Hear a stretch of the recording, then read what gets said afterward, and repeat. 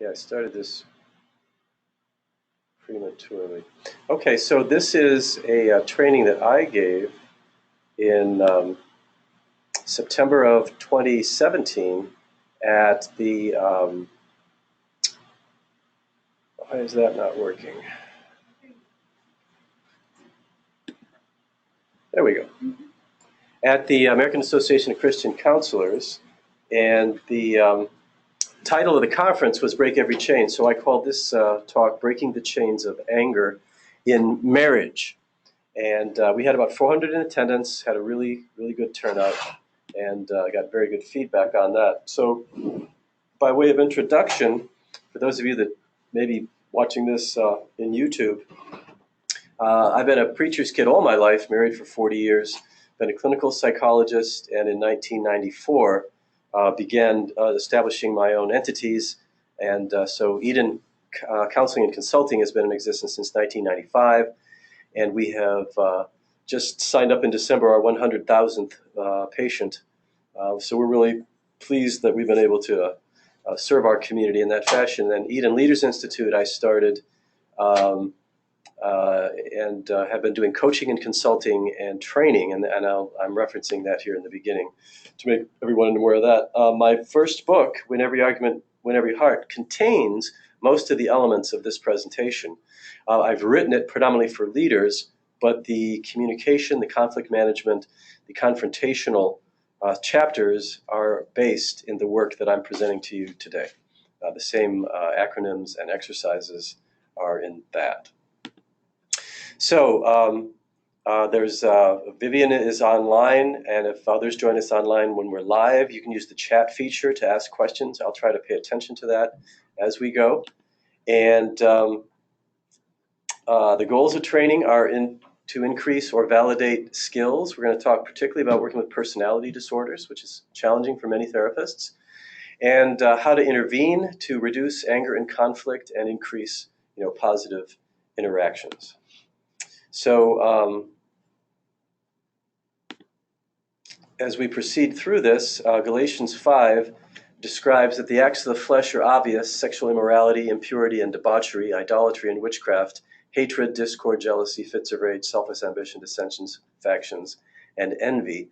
And so here he's describing the crux of human behavior. We behave badly when it's just us, working out our own relationships, responses, functioning in his metaphor of the flesh, which would be what we've known, what comes naturally. And so people have to have help not responding in that way. Drunkenness, orgies, and the like, I warn you, as I did before, that those who live like this will not inherit the kingdom of God. But the fruit of the Spirit, which refers to the human being who's in sync with God, is love, joy, peace, forbearance or patience, kindness, goodness, faithfulness, gentleness, and self-control. And that is who we are. That is our identity in Christ, not the flesh-driven, but rather the capacity to function in the Spirit. So long ago and far away, there was a couple who were caught up in the acts of the flesh. And I actually use this story frequently when I'm doing marriage counseling. It's fairly dramatic, and it does a good job of illustrating how behavior can change fairly quickly. Behavior can change quickly. It takes a while to change attitudes and feelings about relationships. So I'm going to show you the anger expression scale that I use and how to use timeout to reduce anger. And we're going to work through some of these constructs and principles as we present today. When this couple first called me, and they were leaders in the community, and so I often end up, kind of making some introductory phone calls, phone conversations with people who are exploring getting some help. So that's not unusual. What was unusual was they asked me over and over who would know about us, who would be aware that we're coming, who would know the contents of our conversation. So confidentiality was very important, as it is in any counseling context. But there was really something different about the way they were asking that. And then when I met with them in the office, same thing. Who's going to know about this? And then you'll see in a minute why that was the case. But confidentiality is very important. And in any safe conversation, I've contrived the simple acronym CLAPS. We have to have confidentiality. Who will know what I'm sharing with you? How will it be used? Gossip is extremely bad. It's destructive. And so we inherently need to, as counselors, or if you're watching and you're a minister or other kind of role, we have to create a confidential context. And then we have to listen really, really well. Everyone needs to be heard. One of the big issues in relationships is people stop really listening to each other. And so the modeling of the therapist and how to really listen to the nuance, to the heart, to messages that are not coming out directly, and training our couples to this is very, very important. Acceptance. We use the language as counselors that is free of judgment. Even when people are telling us terrible things, we don't condemn or criticize. We really work to understand, and we're modeling for them the same thing. Body language, tone of voice, timing. I tell people when people are angry, their speech is getting faster and louder, and the pitch is getting higher. And so we need to train ourselves, and we can, therapists do this, to go lower and slower. We lower the pitch, we lower the pace, and we slow down the rate of speech, and we create a calming presence. That's what therapists do. Praise sandwich is in a criticism, in a confrontation, you start with the positive, then you add the negative, and then you follow with the positive. This simple device, which many of you have heard even this simple phrase, praise sandwich, has to be authentic, or else it appears manipulative. So the language used has to be genuine, that the therapist's heart has to be really evident in the caring that is present for this to be effective, so that people can see that they too can do this in authentic ways. And then skill selection has to do with listening skills, which we'll cover in a minute. I have an acronym EVE, echo, validate, empathize. And you use a factual echoing in a calm, factual conversation, but you lead with empathy when there is emotion expressed. And we'll elaborate on why that is. So the simple acronym CLAPS is in my book, and we'll be referring to various aspects of this as we move through.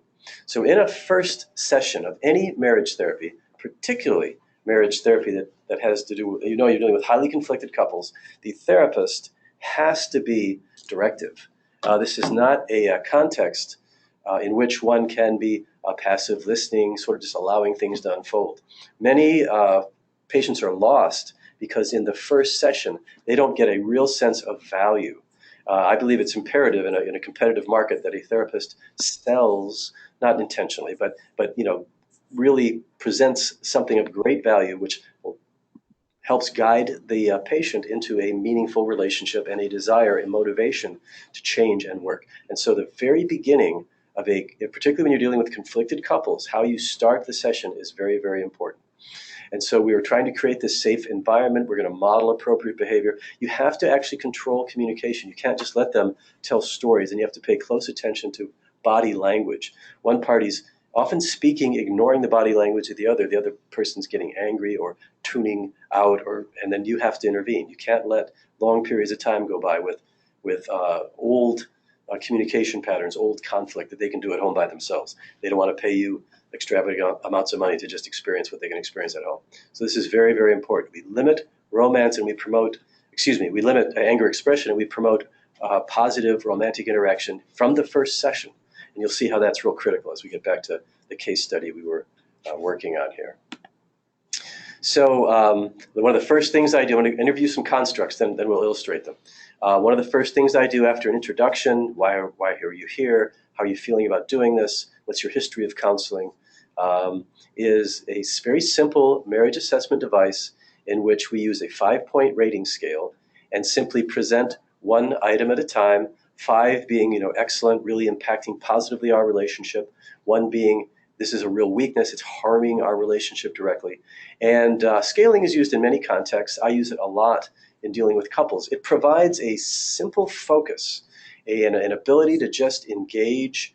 Each party can engage. It minimizes conflict because I'm actually controlling all of the conversation because I'm letting them respond. I'm asking for clarity. I'm moving on to the next piece. But it allows people to speak their mind with very little conflict between the two of them, and I get useful information. So the elements of this are, here's the way I do it. I'll say the first thing I want to ask you about is faith. And then I give examples. 5 is we have faith, we have values. And even if I'm working with a couple that doesn't have a faith base, I will talk about we have values that guide us, principles by which we make decisions, by which we determine right and wrong. And so a 5 would be, yes, we have common values and or faith, and it enhances our relationship. A 1 would be, no, we really don't believe that we have these elements in our life, or we are in conflict over them. And so I just have them state a 1 and a 5, and I'm using a whiteboard. And so I write faith, and I have his initial and her initial, and I just write the number there. I try to keep it brief because I want to get through this. I want to get them a feel for how they can have conversation that flows without argument, without rebuttal. And so if there's any rebuttal, I'll just remind them, each one of you is welcome to express your opinion on this. And we're going to go through this, and then maybe later we'll talk about it. So I'm postponing conflicted conversation, usually throughout until another session, honestly. And I'm just gathering information. And most people enter into this willingly, and it's not hard for them to do. So leisure time, a 5 is we have time that we can be together, and we enjoy that time. There are things we like to do. This taps on the friendship of a relationship. We like being together. We enjoy spending time with each other. And so a 5 would be that. A 1 would be, no, we're too busy. We don't have time. So a 1 is either no time to interact due to finances, due to demands of life, health issues perhaps, child rearing complications, or we have lost that, or we never had it. We just have never really been friends. So a 5 is we do have this. We love getting together. We enjoy this, this, and this. A 1 would be no, we are disconnected in terms of pleasurable leisure activities. Finances, a 5 would be we have enough. We are not in a state of poverty, and we're in relative agreement as to what to spend, how to save, how to set goals. So the savers and the spenders have worked it out. They're getting along well enough with each other, and so our financial status enhances our relationship. Contrasted to a 1, that would be we don't have enough. Poverty is an automatic 1. Poverty is a terrible thing, to really not have enough food, not have enough shelter, not have enough resources to live basic lives, not having access to education, not having access to medical care. Poverty is a terrible thing, and it's always destructive. Or we're just in great conflict. You'll see that many of the 1s may pertain to how they're managing problems around these issues. And so conflict, disagreement is a 1 in finances. Parenting, we're happy with what we're producing here. We think we're doing pretty well. Our kids, at whatever age they are, seem to be doing all right. And the process we have been in relative harmonious agreement with. We understand, we have a method of parenting, principles we've applied, and we're pretty happy with how that goes. So having children has enhanced our relationship versus a 1 where things just have not gone well. I've had parents grievously state, I never would have had kids if I had known it would have been this bad. Or the conflict between the couple is huge regarding parenting. One sees a child as bad, the other is sick, a child who's struggling. They have great conflict over what to do, punish, get help. And so 5 is we're enhanced by our parenting, and 1 is it's destroying our marriage. And often this is a significant conflict over what to do with adult children who are still dependent. Great conflicts occur in midlife and older marriages around this theme. 5 is friends and family. And so 5 is we have people that love us and we love them. We are part of a community that has value and holds us accountable and enriches our life and we have fun with. It's a community of love and general acceptance and peace. That would be a 5. A 1 would be we are in isolation. And this is a significant detriment to marriage counseling. The research in marriage counseling is abysmal. 20% of couples who enter into, if you look at the meta-analysis, 20% of couples who enter into marriage counseling have significant gain. But I'm convinced the issue is this piece right here. If they're functioning in isolation, all they have to work with are the storylines that they have lived and looking forward, that's all they have. They don't have other options to think about, other examples, models, mentors to live. So a 1 in friends and family is a significant detriment to the success of your marriage counseling. And we're blessed at Eden. I see a 90% improvement rate.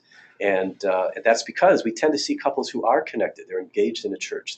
They do have family nearby. And it's a huge gain. And for those couples that do not have this, I try to plug them in as quickly as possible into a community, if they're willing to enter into a community where they can begin building relationship.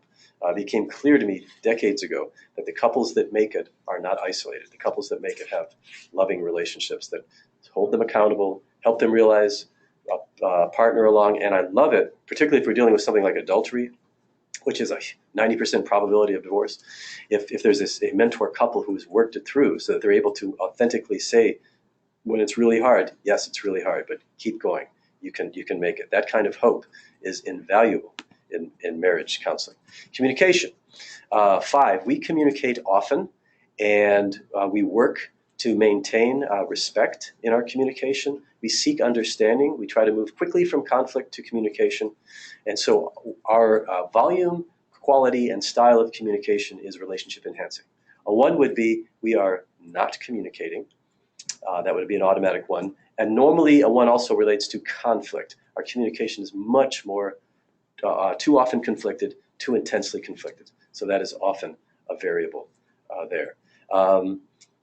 The sexual relationship. A 5 is we enjoy our sexuality. We've worked out individual preferences. Not everybody gets everything they want, but the frequency, the meaningfulness, the fun, the playfulness of our sexual relationship greatly enhances our relationship. That would be a 5.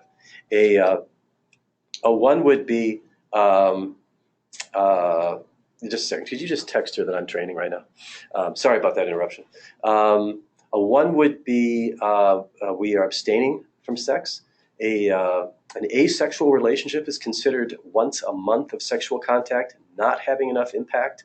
So once a month or less of any kind of sexual interaction is considered an asexual or non-sexual relationship, not bringing any value to the relationship.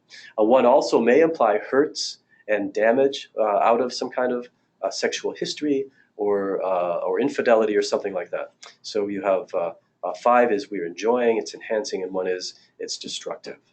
9, perceptions of each other's personalities. This is getting a little complex. I often use personality measures. My latest joy is the Pro-D comprehensive assessment system, which I have couples take, goes in great depth of personality.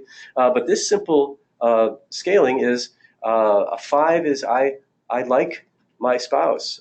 I understand his or her strengths and weaknesses. We work around that. Basically, I see my spouse as a good person that I want to spend time with, I want to live with. So it's just a simple measure of overall habits, style, and behaviors.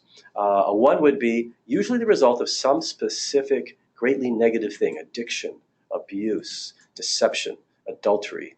A 1, no, I am unhappy, I feel unsafe, I'm doubting whether I want to continue with this person. That would be a 1 under perception of each other's personalities and behaviors. Marital expectations, another more vague one. I explain it this way. A 5 would be we watch Oprah, we watch Dr. Phil, we read books. After X number of years in marriage, we kind of get it. We know what's going on with wealth and social and parenting. It kind of fits for us. That would be a 5. High level of understanding and awareness. A 1 would be, I'm constantly just shocked at where we're at. I don't get it. I don't know how we got here. I don't know what to expect as we move forward, given our position. So the marital expectation that is just foggy and vague is usually the 1. Or I'm just expecting horrible things to happen would be a 1. So even when I think about what to expect in my marriage, it has either a positive effect or a negative effect. And the research argues that people who think positively about their spouse more than negative has a huge impact on how they behave, how they receive praise and criticism from the spouse. So what we expect has a lot to do with how we perceive and how we respond. So back to case number 1. We did what I just shared with you. We did the 1 to 5 rating scale, and we got some growth areas in the areas of 1s and 2s. By the way, some couples have all 1s and 2s. And my response always is, I couldn't be more delighted. I can do no wrong here. You guys, everything's a wreck. And so anything we do that's good will be positive. And so it's going to be a joy to work with you because I know I'm going to see great progress. So I always respond in the first session, you have to present hope where there is hopelessness. It has to be authentic. It has to be believable. But it's very, very, very important because they are ashamed of themselves. They are appalled at their marriage. And so I have to receive them with a positive expectancy. I know if we do the work, things will get better. And that's out of my own authentic life experience that I can make those kind of statements. So they were low on conflict management, communication, perceptions of each other's personalities. They didn't like each other anymore. And their sexual relationship was predominantly a symptom of the intense conflict that they had been experiencing. So that was what came out as a weak area. I went backwards. Sorry about that, folks. So anytime I get conflict as one of the weak areas, which is probably 80% of the time when I'm working with couples, and probably 10% of the ones that didn't rank it as an issue weren't really, they're kind of in denial. We always, 99% of the time, I'm presenting the anger expression skill, how to pay attention to our anger, how to limit our anger expression early in the process. This is key to helping people get started and move forward constructively. And so this couple that I'm talking to you about, I went through this device next, and it's a simple 10-point scale. It will take 2 slides, and I introduce it just like this. I'm often writing this on my whiteboard, so they're watching me create line by line. So my 10-point scale, 10 is murder, it is death. 9 is physical wounding, no matter how small, a scratch, a bruise, or more dramatic physical wounding, or what I call major property damage, punching a hole in the wall, tearing a door off of its hinges. One of the things that a 9 does is it creates a reminder of the aggression, whether it's physical on the body or physical in the environment. So one is thinking about it longer. It prolongs the impact of the violence if there is evidence, physical evidence of that violence. And so that's a 9. 8 is physical contact without wounding, or what I call minor property damage. If I was holding an object in my hand and in anger threw it to the floor, no great harm is done if it's, say, a pen or a trivial item. But the elevation of fear and aggression is highly heightened greatly by any kind of physical expression. So 8 is physical contact or minor property damage without wounding. 7 is contempt, which can include shrieking, cursing, name-calling, or silent expressions, rolling one's eyes, shrugging one's shoulders with a smirk on one's face as if to be dismissive. And that's what contempt is. I'm dismissing you. You're beneath me. You're not worth my time and attention. It's very, very destructive. So that's a 7. But honestly, I'll tell people, in an expressive marriage, there will be 7s. And I often am transparent with marriage counseling, much more than individual, telling stories, giving vignettes. And so I will share, my wife and I are very expressive, and we're not yellers and screamers. That's really, really rare. So you hardly ever see a 6, which we'll get to in a minute. But because we're expressive, because we're facile with words, there will be expressions of contempt or perceptions of contempt fairly regularly. And the key here is how to recover from them and the ratio of positive to negative, which we'll get in a minute. But I just let people know so that they're willing to confess. Even in my marriage, there are 7s that are sprinkled through the verbal landscape. And so a 6 is just too intense. It's just too loud. And I share with people, and this is individually perceived. And again, transparency. My best friends are expressive people. They will shout at each other, but they think nothing of it. Whereas when that occurs in my household, that's a big deal. So what they call a 6 is way more intense than what I would call a 6. But they're also very expressive with joy, positive, and love expression. They're just very expressive. They're, I had a former partner that was Mediterranean in ethnicity. And so he was all hands and words and gestures, whereas I'm more Northern European. And these ethnicities do have traits that come down, either culturally or genetically or something. So we are different, and we need to accept those differences. And so whichever couple calls it the higher number, that's the one you respond to. You don't argue over whether it's a 6 or a 5 or a 4. But we allow the person that rates it highest, that is the level that's being pronounced in the moment. A 5 is an in-between place. And when I'm demonstrating this, I'll stand up and I'll go to the edge of a carpet that's in my office. And I'll walk to the edge. It's as if you're walking to the edge of a tall building or the Grand Canyon. You're peeking over the edge. And the natural inclination is to what? And they'll all say, step back. Absolutely. But do you know that facing the danger of negative, hurtful conversation, people leap forward. They don't step back. So there's a moment in time where you are aware of what you're feeling. It's rising up, and you can choose to step back or move forward. And so what we're going to be advocating is step back rather than move forward. But people plunge themselves into great chaos. And I explain, I usually draw a picture of a brain at this point. And I draw the prefrontal lobe, and I say this has to be on, engaged, working, for there to be new information understood, creative problem solving, and self-control. And right at 5 and clearly above 5, it's turning off. And the limbic system, which is the seat of emotion, the seat of defensiveness, the seat of attack, that's taking over. And so we say and do and respond to things with a heightened emotionality that we do not do when we are calm. So they get a little lecture here, a little brain picture. Our goal is to keep everything 5 and below. And below 5, We have a 4, which is emotional expression.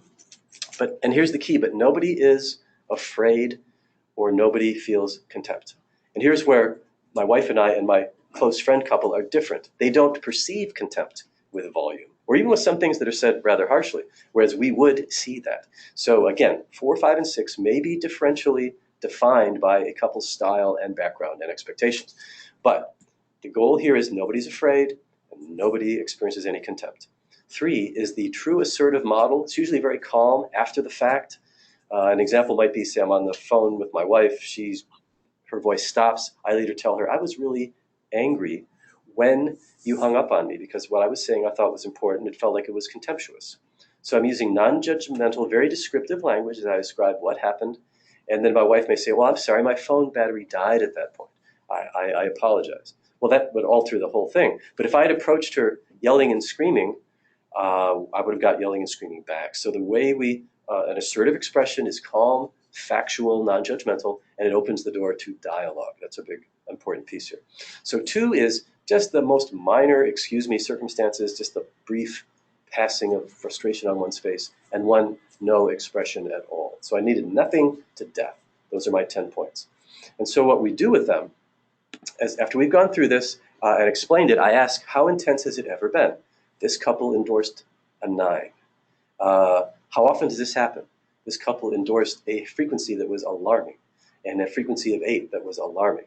And we proceed down the scale, and it often goes from the highest, 8 or 9, if that's the case, to less frequent, with the exception of maybe 7 or 6, more frequent.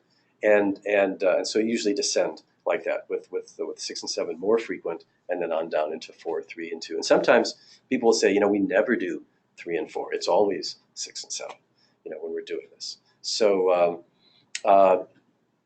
everybody that I've worked with, except for one family in the history of my whole life, has agreed that they want to draw a line at 5 and below.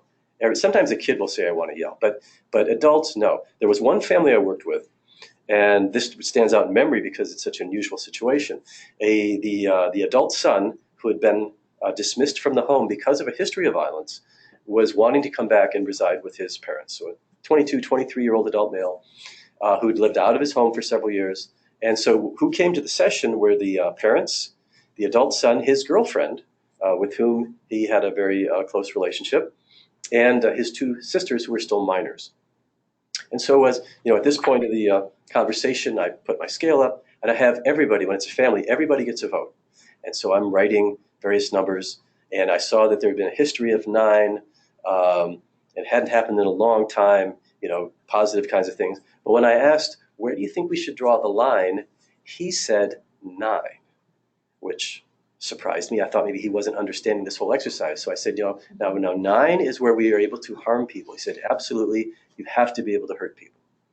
And so at that point, I ended the session with them. The parents stayed. I said, I'm going to excuse. Okay, I get it. I excused the children, and I said to the parents, who I saw in their eyes the same fogginess, I don't know what to do, that they've had for years while raising their children. And so I very directively said, he may not come into the home to reside. You have to limit your daughter's exposure to him, or they will experience harm when he is unhappy. He's declaring that violence is one of his primary tools for getting what he wants. They came out of their fog, they set the limits, and they kept everybody safe. That's a very unusual response to this process. So what do we do with this now? They agree to limit expression. They agree to call a timeout.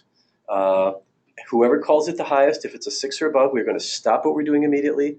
And we are going to go to neutral territory for a minimum of 20 minutes. And then I teach about taking a timeout, how you think positive things, you put yourself in a peaceful place. I use examples for me. If my wife and I are really, we're having a rough time, probably it's because we're both stressed from other things as well, and we need to do some stress management, personal stress management before coming together. I happen to like physical activity, and so I tell people I live around there's a little 1.3-mile loop that I can run in a short period of time, and I am always refreshed, always revived, always able to engage after that brief break. So I talk to them, it's really important what you think, because you can step away from a situation And I'll show you a graph in a little bit, and just remain angry, come back together angry, keep ongoing conflict up for years. I worked with a couple that had not slept in the same bedroom for 19 years, had an ongoing problem that they could not resolve for 19 years. And after a while in therapy, they were able to cohabitate again in the same space using these principles that I'm teaching here. I encourage them to use numbers to communicate. This is a 6. It gets them out of, you did this, stop that, the old triggers that would start an argument. This is a 6, I need to take a timeout. This feels like a 7. I think I've just expressed a 7, I need a timeout. It only takes one person to call a timeout if the other one will comply and accept it. So it empowers everybody, including children when I'm working with families, to call a timeout when things are too intense. Excuse me. I have ongoing allergies and reactions to dry air. We're recording this after a snowstorm, and so the air is kind of dry, and I cough a little bit. So landmines I described then. Landmines are best avoided. Landmines are things that blow up, body parts fly everywhere, and it's very difficult to recover from.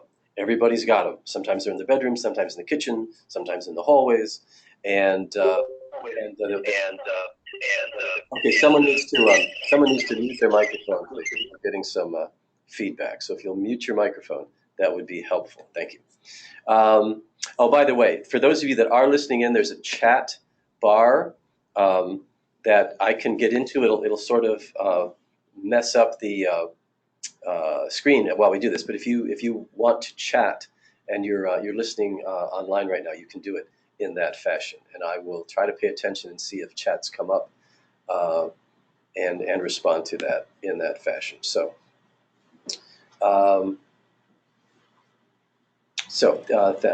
feel free to do that while we're doing this live presentation. And I guess I apologize. I have to maneuver this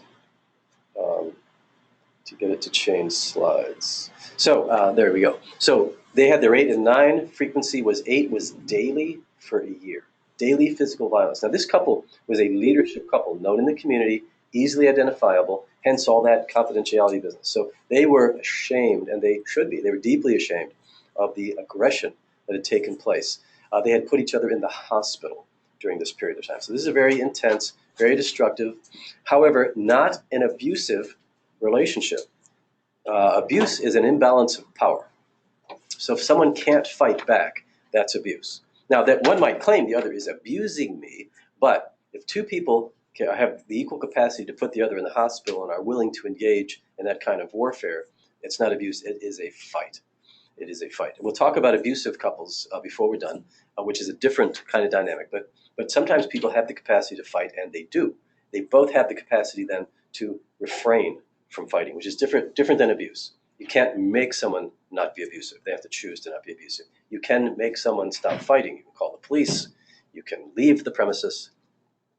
I had a couple that I worked with a number of years ago. In the first session, only the man came. 6'4", probably 350 pounds, giant of a man. And I said, what brings you in? He talked about he and his wife having constant conflict, did the anger expression scale, way too much fighting, though no injuries. He says, actually, I don't fight her. She attacks me. And so I talked about timeout, and I said, you'll need to do this on your own. She's not here, but you cannot engage in this way. You're putting yourself at great risk, your family at great risk. And so he said, I can't. She'll just go nuts. She has this abandonment thing. And if I leave, she'll just go crazy. I said, well, you'll have to decide what your priorities are. You may have to let her suffer a bit. And so he said he'd try. The next scheduled meeting, she comes in. She's a diminutive 5'2" individual, married to this bear of a man. And she said, I get it. I can't have him leave. I have abandonment issues. I will take timeouts. I will leave if need be. And thus began the beginning. They both then came. We worked on their marriage. It improved greatly. One individual can make a change if it is non-abusive, or if they have the power. He was a big guy. He could walk away. So one individual can influence the conflict in a marriage as long as it's not abusive. And we'll talk about that a little bit. So I've already kind of talked about this. The brain function, prefrontal lobe has to be on. I guess when I gave this talk, I tucked it in here initially. I talked about landmines already, and I say that here in the beginning, you have these hot issues that you feel you must talk about. And here's where I talk about the sequence of the therapy. We start by reducing conflict, increasing positive interaction. We'll get to that in a minute. Then I teach you how to problem solve.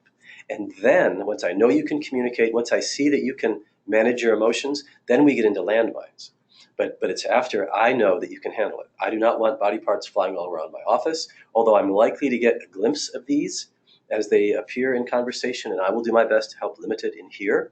And I really want you to go into the minefield and put a flag on each mine. That's what you do with a minefield. You put a flag and you stay away. We're not going to talk about that unless we're with a therapist. We're not going to deal with that, if at all possible.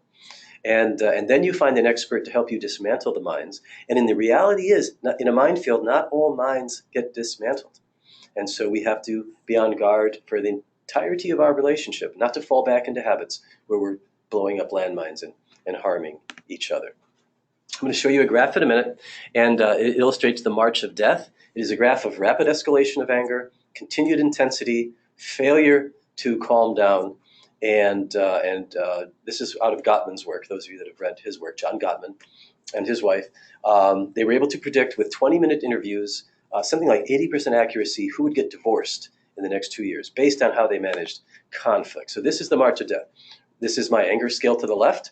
Rapid escalation very quickly. And the stereotype they used to say from research was the male would perceive himself as criticized, get explosively angry. She would join him. They would just fight.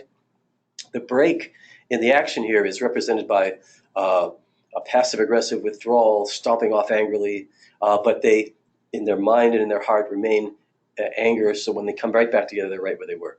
And this predicts the death of a relationship when it is this kind of conflict. Everybody's dream, you're going to see a graph of a gentle startup. A gentle startup is, I would say to my wife, Becky, there's some things we need to talk about. Do you have a few minutes?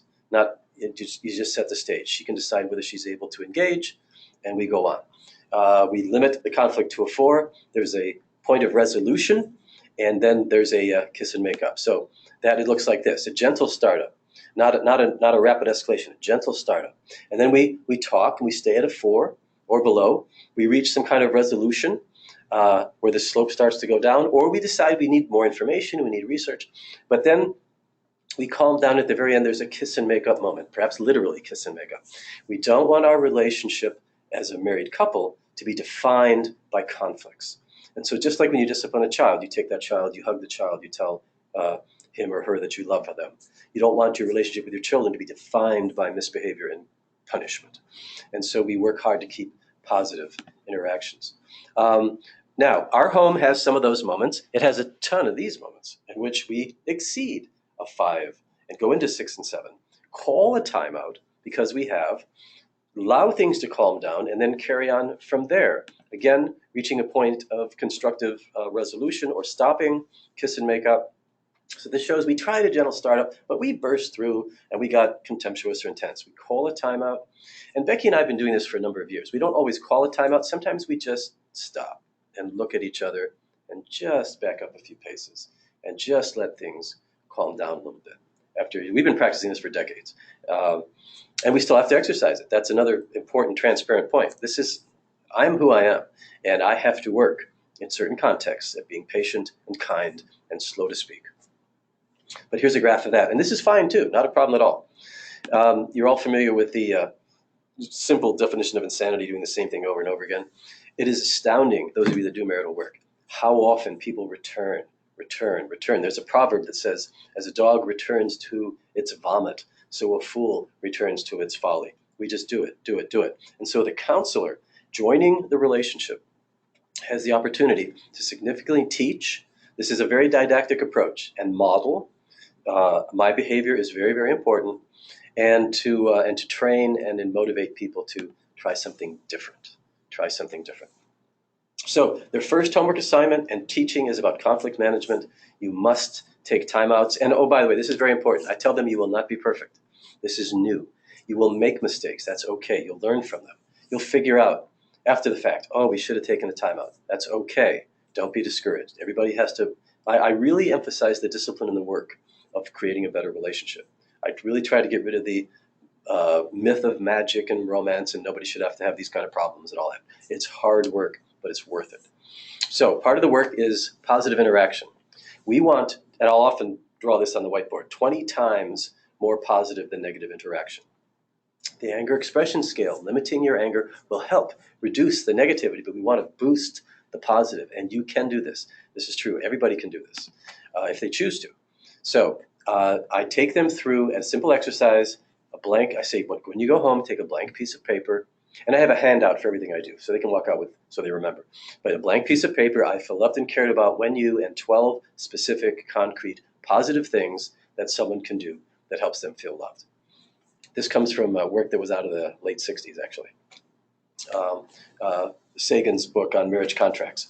So they create this list, and then what we do, and when in the next session we go over the list, and I just listen, I help them edit it. And before we start, they must be positive. Therefore, I feel loved and cared about when you don't nag me. That's a different exercise. That isn't on this. These are traditional, hugs and kisses and gifts and doing nice things and saying hello and being pleasant. These are the things that make up romance in the beginning, when you chose to be with each other. So the homework for session 1, limit expression through using the anger expression scale and taking time out, agree to avoid landmines, create a romance builder list, and I say you can share it as long as it doesn't lead to negativity. If you start getting conflicted, hold off. Session 2, we'll go over the romance list and get that going.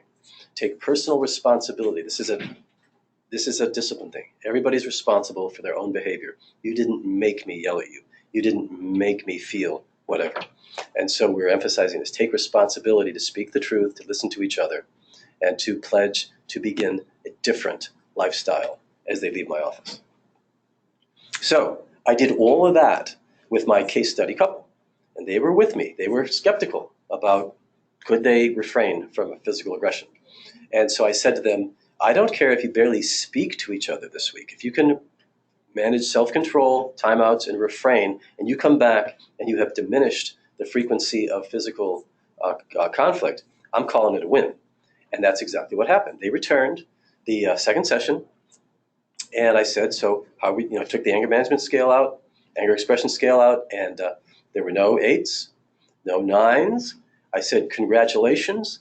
And he said, sort of tongue-in-cheek, yeah, we hardly spoke to each other. I said, that's awesome. You did exactly what you need to do. We now have stopped the violence and the repeating destructiveness that you all were doing to each other.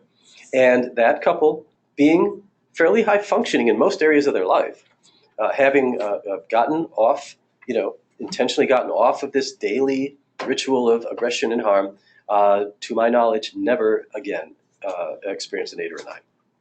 Now, they had other problems they had to work with that were severe, but the anger stops, or at least the aggression stops here. Not the anger itself, but the aggressive expression stops here.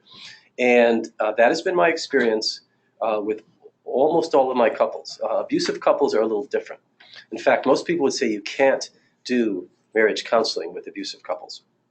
But my experience has been, depending on the imbalance of power, I'm working with couples now who one would say there's an clear abusive element to one of the individuals, but the imbalance isn't that a person can't take a timeout, can't get away, and so I'm experiencing some success with low-level abusive couples, but that's rare, honestly.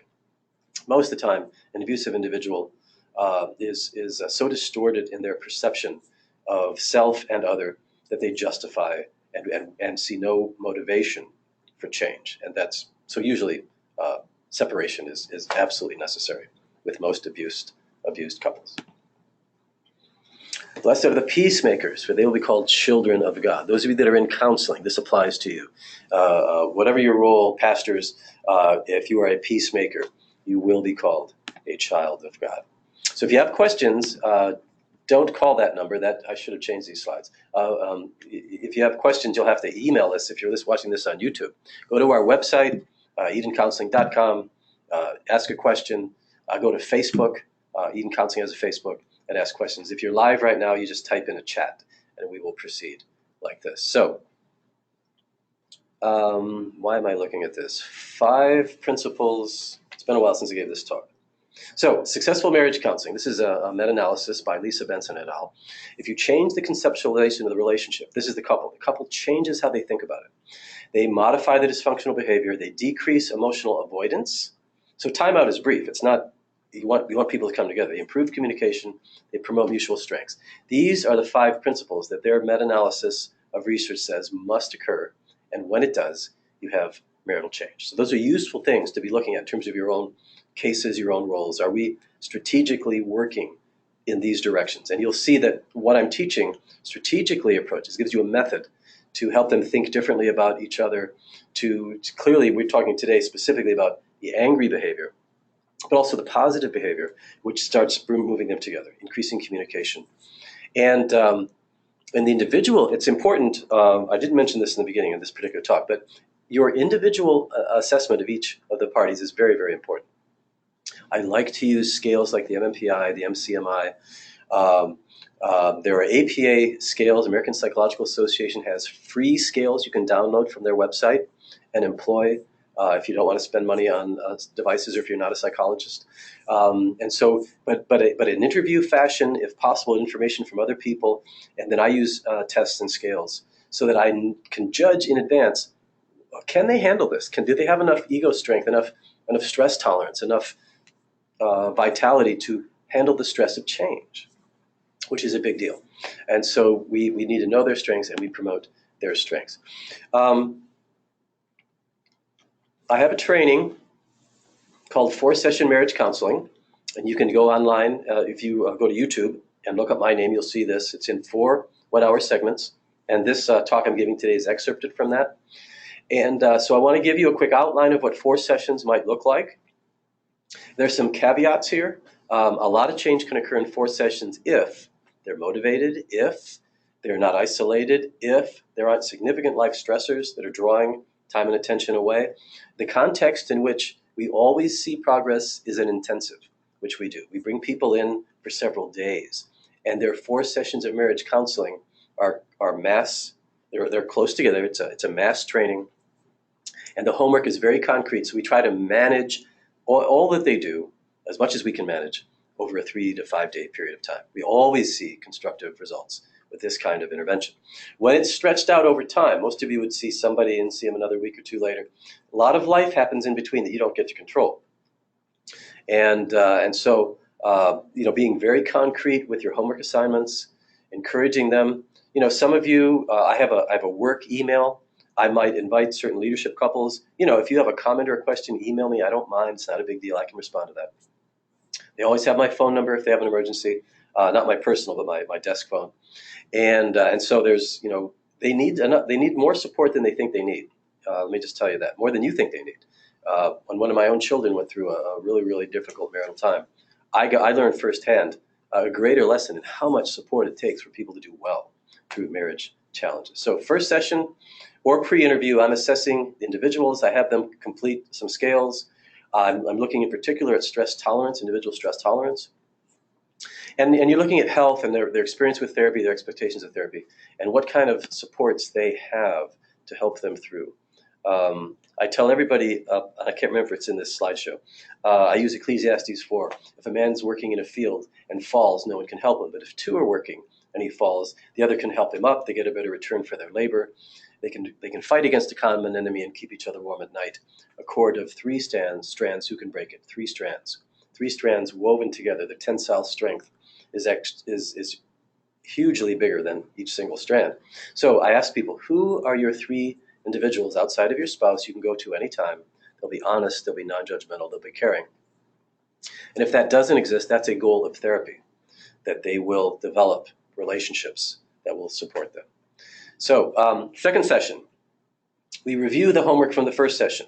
We refine the romance builders, and then they are to put in a prominent place. The exchange list, put your spouses in a prominent place, agree to do 2 a day for the rest of your life.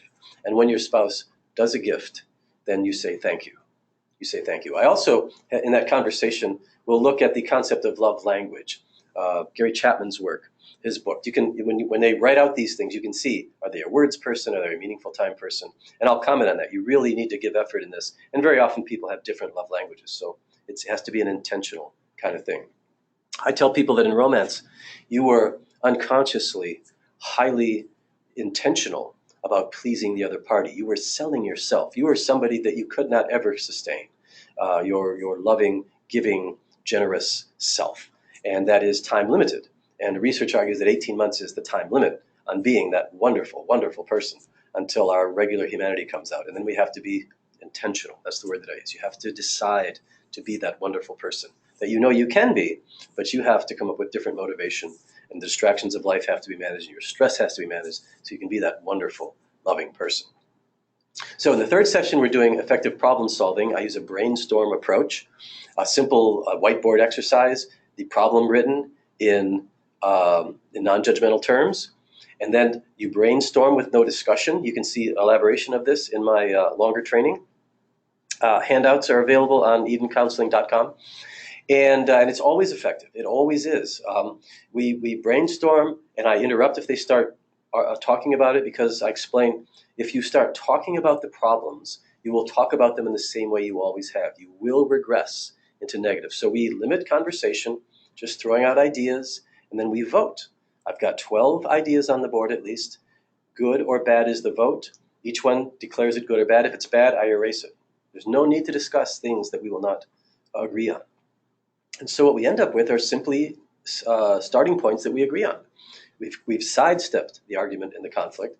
We then vote as to or declare where we will start, and then we discuss implementation. This takes 20 to 25 minutes, no longer. If it takes longer than 20 minutes, they're engaging in sideways conversations, and it's going like this. And I try to model efficient, peaceful, calm, and there's often humor. In fact, I'll throw in one that's just ridiculous, so it gets voted off the board. And they get a feel for this. It's almost always smiles, no matter what the problem is. They're just kind of smiling. There's humor, and there's hope. There's the expectation. We've done something. The final point that we can start is a doable step. And I tell people, change occurs mostly in small steps. We'd like to see gigantic change, but little steps eventually add up until we look behind and say, oh, we've made great progress. So problem solving is very important. If I can get them to effectively problem solve, I'm eliminating a lot of content from the marital therapy. We don't have to cover it because they're doing better. And so I tell them, I want you to do a brainstorm a week throughout the entire time that you're in marriage counseling. Set aside a half hour, choose an issue that needs resolution, practice, practice, practice. That's how you get good at something. Third session, I review all the homework from before.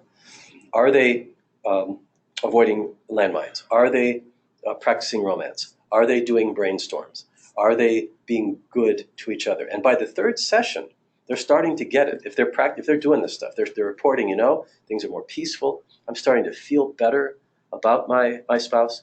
And again, I elaborate on this in greater detail in longer training, but I just wanted to get you to feel for the flow of this. So in the fourth session, I introduce the method. I call it Search for Safety, and it is the method for dismantling landmines. It's an acronym, and I can't remember if it's in the slideshow. We may run across it as I go forward. Put yourself in a safe place. This is the listener. We have the speaker and the listener. The listener goes to a safe place, responds only with empathy. That's skill selection. There is an affect change. That's the A, by the other party. Once the anger is expressed, I explain, it served its purpose if it's been received. If you defend against the anger, it has to hit harder. But it's a matter of communication. If I receive the anger, beneath it is calm or something deeper. And if there's something deeper, we get a reframe. And so I've got many couples had very meaningful, intimacy-enhancing sessions as we let someone unpack their pain and the other party effectively listens and empathizes. And it runs the course of eventually coming to calm. You get out the pain. And this is another 20, 25-minute exercise. And to the final, they're calm. And then the S is put yourself in a safe place, listen with empathy. Affect changes is the A. R is reframe. You get maybe a little different picture on things historically. Providing comfort, that's the C, and H is help. I have the listener ask, how can I help with this? And get 3 responses. Quick tale about this one. I had a couple years ago in a land far away, and they had significant conflict. And the first time we did this, she was the speaker, he was the listener, and I had trained them to use echoing and validating and empathy, and they got it pretty well. So he listens, and she begins complaining, which is how this starts. You're always late to pick me up. And so when you invite emotional expression, it's really important as a therapist you pay attention to this. Language is exaggerated, overly negative, and you have to train the listener not to take the bait of the inflammatory language, but to listen just for the emotion. You are always late. He could easily counter with, no, I'm not. But he just listened, said, you're really unhappy and frustrated with me. That's the message. Yes, I am. And she went on to talk about how he was always late to pick her up at certain events, particularly church. And she began crying. And she said, my mother was always late. And here's this opportunity for a reframe. So she tells a story about her alcoholic mother frequently neglected her and embarrassed her to no end. School, Girl Scouts, friends' houses. The mother fails to appear, and she has to be taken care of by somebody else or find her own way. A deep-seated wound, so to speak, that this individual carried that was triggered by her husband's tardiness, neglectful behavior, not thinking of her, not valuing her, but at a level she's experiencing at a level that is, pre-adolescent, very, very powerful. So she begins talking like this. He remains with empathy and sees her crying, begins to hear her story, takes her hand. Very appropriately, she needs some comfort. He can give it. And she talks about how she must have been a bad daughter. She just wasn't lovable. There's something terribly wrong with me. And then she wipes her eyes and she returns to her adult state and she calms down. She comments that she was getting in touch with some stuff that she knew. I mean, she obviously knew the stories, but didn't realize how it was affecting the present. He makes a similar comment. But I stopped the discussion and quickly ask, go ahead and ask her how you can help. And so he asks her how she can help. She says, you can be on time. And she gives 3 things that he can do, one of which was, in certain circumstances, we could take separate cars when you're not positive you're going to be there for me. And they opted to start with that one, as I recall. Let's Wednesday night at church take separate cars. Sometimes I'm hung up at work. And they were fine with that. So I just take them through this exercise. And so in 4 sessions, you can cover this. In a 5th session, you can reciprocate and go the other way. And most of you will do more than 4 sessions. You'll see my 4-session marriage counseling is actually a precursor. Like we take couples who have had adultery into an intensive. We do 4-session marriage counseling, and then we coach for a year because adultery has its own big mess to deal with, which we don't have time to deal with here. But there's a year of actual intervention and coaching and training and therapy following adultery. Always it takes that long to work through all the triggers, the memories, the relapse potential, and so forth. Okay, so that's a quick outline of the 4-session therapy that we do in intensives, and I will do with a highly functioning couple that just wants to enhance their relationship. 4 sessions is all it takes, and they're golden. So, but this is required for change. I have to want to change me, not you. I have to want to change me. And sometimes you can't do the 4 sessions until you get, it's just going to take longer because you have to get them to get, I don't change you, I change me. I'm responsible for me. And so, as I mentioned, I use Pro-D for a real good look. And I was giving free assessments at this talk. I edit these slides. Next time I do this, I can see that. So I see in my slideshow that I'm going through the sessions one at a time, which I've already done. So this will be a quick recap. Session 2, brainstorm, no discussion, vote, implement, with all the homework from session 1.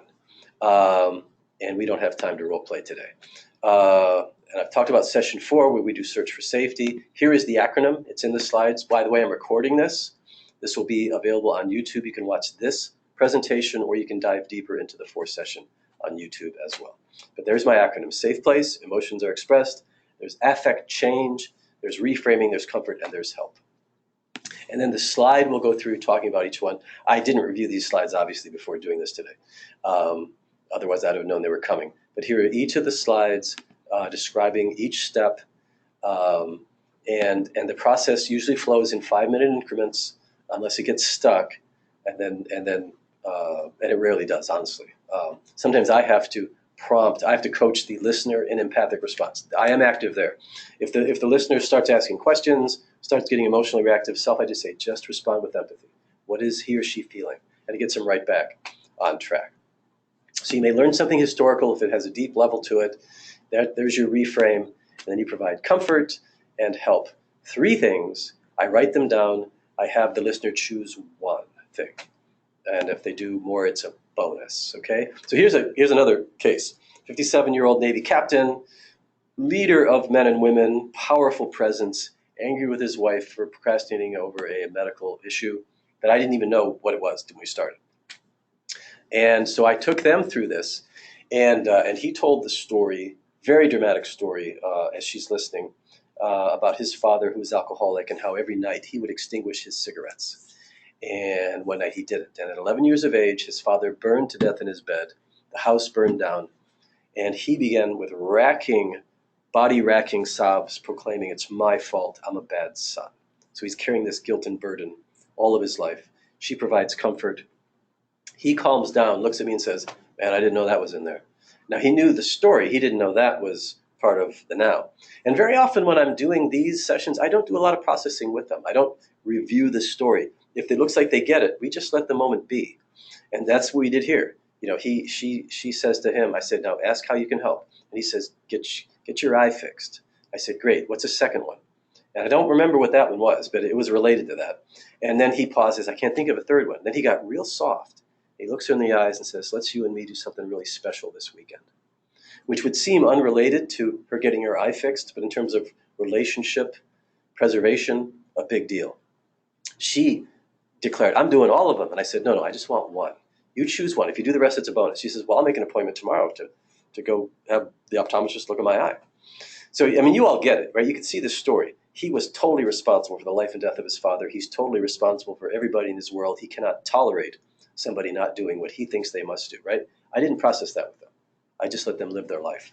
And they moved forward beautifully and did great with that. So that's another dramatic story.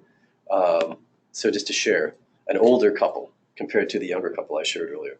So how do you practice this? You teach them to do safety days. Now, here's the thing. This is a true statement. 100% of my couples that do safety days change. To some degree, they benefit. I can only get 30% to do it. Motivation, commitment, they drop out of therapy, life happens, something goes on. But those that do it, I guarantee they will improve. Always, always, always. So Monday, Wednesday, Friday, the husband is the listener. He gets up in the morning and he prepares himself to listen with empathy to the wife. He cannot complain or criticize her on these days. Tuesday, Thursday, Saturday, those are her days. Sunday, they just have to figure out. There's an odd number of days in the week. So listeners only listen with empathy. This is where they practice empathy. I encourage them to practice echoing, which is repeating the facts daily, all the time. Please pass the salt. Oh, you'd like the salt. Where would you like to go for dinner? You'd like to know where I'd like to go for dinner. Do it so it's comical even to your children are saying, "What's wrong with you people?" But that teaches people how to echo. And the safety days prepares them to empathize, keeps it in the forefront. So Becky and I, my wife and I, did this in 1989 for 90 days. I woke up on Monday morning, thanking God for the day, thinking through what's my role. I'm a listener. I can do this. We had a traditional home back then, little children. Becky's at home. I drive home. I remind myself it's Monday. I have no idea whether I'm walking into heaven or hell on the domestic scene. I'll be ready to be the empathic listener. So the next day, and I would say to myself, if I have a frustration, I take it up tomorrow, which I rarely did. I mean, I often didn't need to carry over to the next day. But I use some transparency to illustrate. But people are different. I tend to be very goal-focused, and so it was not hard for me to compartmentalize my days, Monday, Tuesday, Wednesday, Thursday. My wife is much more spontaneously expressive. It was harder for her. So sometimes on a Tuesday, she'd come to me with a complaint, and I would say, "Sorry, it's not your day." Gently, I would say that, and she would but she'd pull it under control. And we found phenomenal improvement in our relationship, the reduction of anxieties, reduction of miscommunication, reduction of conflicts. And so it's easy for me to authentically declare that this is powerful stuff, which is a lesson for all of you married therapists. If you don't practice this stuff, you can't teach it. It just looks like you're reading something out of a book. You can only lead couples with some kind of authentic experience. If you're single, you're leading from your depth of experience as a marriage therapist. If you're married, it's mingled in with that, your personal life experience and your training and your experience. And so when I'm teaching this to students, I tell them, don't try to fake it. Just say, "My supervisor has lived this for 40 years, or not quite, almost 30 years, and this stuff works." So always tell the truth. Don't declare something that's false about you. It just doesn't fly. Always tell the truth. So that is that. So abuse. as I've mentioned, if people cannot, and I've worked with abusive couples, and I've had to, most of the time, recommend separation, just because the abuser is unmotivated. Personality disorders define, they perceive, they conceptualize differently than other people. And so, personality disorder is defined as chronic, ongoing, maladaptive thought processes and behaviors. So, but I'm working with a couple now, and they're making really great headway. They are deeply connected to other people. That's the key. They are successful business owners, and they're in a little church, which is good to be in a little church because you can't just hide there. They're in a little church that's developing. They have friends who are great role models, also entrepreneurs. So their peer group has some rich people in it, and they're making progress. So we were able to eliminate aggression from the repertoire a number of months ago. And it could return, though. That's the thing. You always have to be on guard. There's a scripture that says, you get rid of one demon, and unless you sweep the house clean, 7 more come to take his place. Metaphorically, that's true with bad behavior. It just comes back in spades unless we just really work to develop habits that are powerful and use interventions on a regular basis. So that is my training for today. I appreciate those of you that came in. Thank you. We have 4 online at the moment, and if you are interested in engaging us, those of you that may view this online, don't use the phone number there. That was simply used for the workshop, but rather use our phone at 757-466-3336 is our clinic number. The website is edencounseling.com. And the you can also use the Facebook. So I thank you for your kind time and attention, those of you that work at Eden Counseling. Oh, I wanted to just leave this up here again. If you want a text that covers what we cover, it isn't written specifically for couples. It's cheap, $5.98. You get the Kindle for free. It's a bargain. You can read it in 44 minutes. As Amazon.com. I published it through CreateSpace. So have a great day. Those of you that are snowed in, enjoy your time off. Those of you that are coming to work, be careful.